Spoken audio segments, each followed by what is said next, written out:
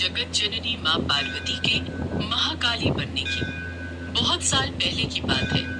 रंभ नाम का एक असुर सम्राट ब्रह्मदेव जी का भक्त था। एक दिन वो ब्रह्मदेव जी की तपस्या में विलीन था कि तभी देवराज इंद्रदेव ने धोखे से उसे मारा। अगले जन्म में उसने रक्त बीज के रूप में जन्म लिया और फिर से ब्रह्मदेव जी की घोर तपस्या की। उसकी तपस्या से ब्रह्मदेव जी बहुत प्रसन्न हुए और प्रकट होकर कहने लगे, पुत्र, मैं तुम्हारी तपस्या से प्रसन्न हुआ। अब तुम अपना इच्छा युक्त वरदान मांग सकते हो। बोलो, क्या वरदान चाहिए तुम्हें? हे प्रभु, मुझे ऐसा वरदान दीजिए, युद्ध भूमि में मेरा जितना भी रक्त गिरे, उनसे मेरे जैसे ही रक्त बीज पैदा हो जाएं, जो शत्रु से वीरता के साथ युद्ध कर सके।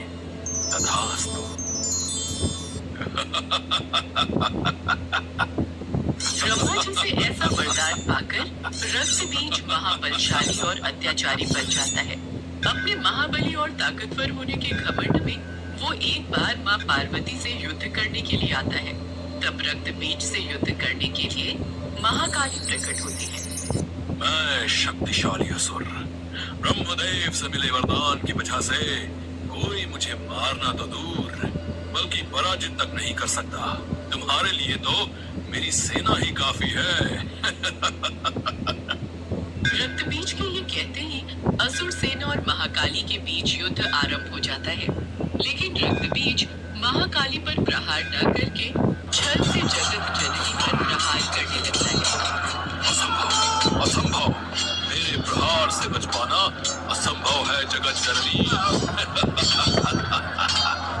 रक्त बीज को ऐसा करता देख महाकाली प्रचंड रूप धारण कर लेती है। उनकी आंखों से अंगारे बरसने लगते हैं और वो रक्त बीज को ललकारते हुए कहती है, रक्त बीज, अब तुझे इस महाकाली के क्रोध से कोई नहीं बचा सकता। ये कहते ही महाकाली रक्त बीज पर शक्तिशाली प्रहार करने लग जाती है और रक्त बीज के शरीर से रक्त की बूंदें जमीन पर गिरने लगती है। उसके रक्त की हर एक बूंद से एक नया रक्त बीज उत्पन्न होने लगता है। ये देख महाकाली हैरान रह जाती है। मुझे मारना असंभव है। जब तक मेरे शरीर में रक्त की एक भी बूंद बची रहेगी, तब तक मुझे कोई नहीं मार सकता। रणभूमि में भयंकर युद्ध लगातार चलता रहता है और रक्त बीज के रक्त की बूंदों से हजारों लाखों रक्त बीज उत्पन्न होने लगते हैं। तभी जगत जननी माँ महाकाली से कहती है, हे काली, तुम जल्दी से इसके रक्त की बूंदों को अपना आहार बना लो।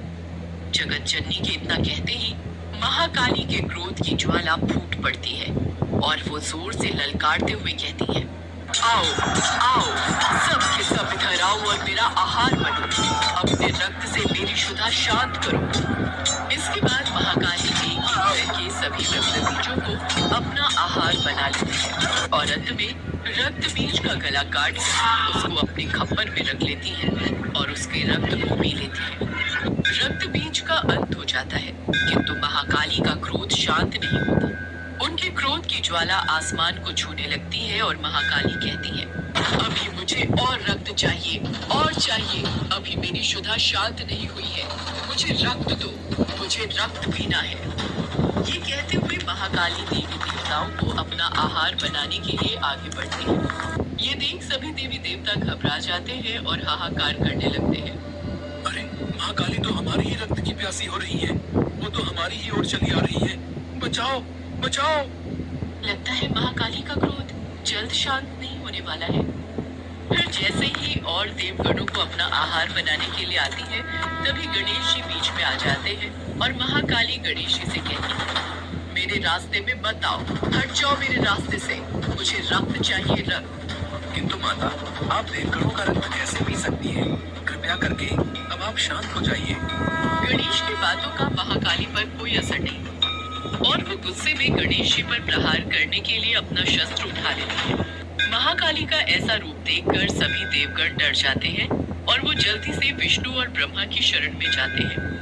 हे ब्रह्मा, हे विष्णु, हमें महाकाली के क्रोध से बचाओ। रक्त बीज का रक्त पीते पीते महाकाली अब हमारे रक्त की प्यासी हो गई है। ये सुनकर ब्रह्मदेव जी कहते हैं, अब तो महाकाली का क्रोध केवल महादेव ही शांत कर सकते हैं, किंतु वो तो इस समय ध्यान की अवस्था में है। महादेव यहाँ से बाहर निकालने का कार्य तो केवल गणेश और कार्तिकेय ही कर सकते हैं। सभी देवगणों के कहने पर गणेश और कार्तिकेय महादेव को ध्यान से बाहर ले आते हैं। इसके बाद महादेव महाकाली को शांत करने के लिए जाते हैं। अब शांत भी हो जाओ देवी, क्योंकि जिस उद्देश्य के लिए तुमने ये विकराल प्रचंड रूप लिया था, अब वो पूरा हो चुका है। रक्त बीज का अंत हो चुका है। किंतु महाकाली महादेव की बातों को अनसुना कर क्रोध की अग्नि में जलती रहती है और उनको नजरअंदाज कर आगे बढ़ने लगती है। महाकाली का गुस्सा शांत न होता देख महादेव उनके मार्ग में लेट जाते हैं और तभी अचानक महाकाली अपना पैर महादेव की छाती पर रख देती है। किंतु जैसे ही नीचे देखती है उनका हृदय चीख उठता है। तभी उनकी जीभ बाहर आ जाती है और वो कहती है, हे महादेव, मुझे क्षमा कर दे, ये तो मुझसे बहुत बड़ी भूल हो गई। ये कहते ही महाकाली को वास्तविकता का एहसास हो जाता है और उनका क्रोध शांत हो जाता है। उन्हें शांत देख सभी देवी देवता खुश हो जाते हैं और जोर जोर से महाकाली की जय जयकार करने लगते हैं। जय माँ काली, जय माँ काली, जय माँ जगत जननी पार्वती की, जय माँ काली।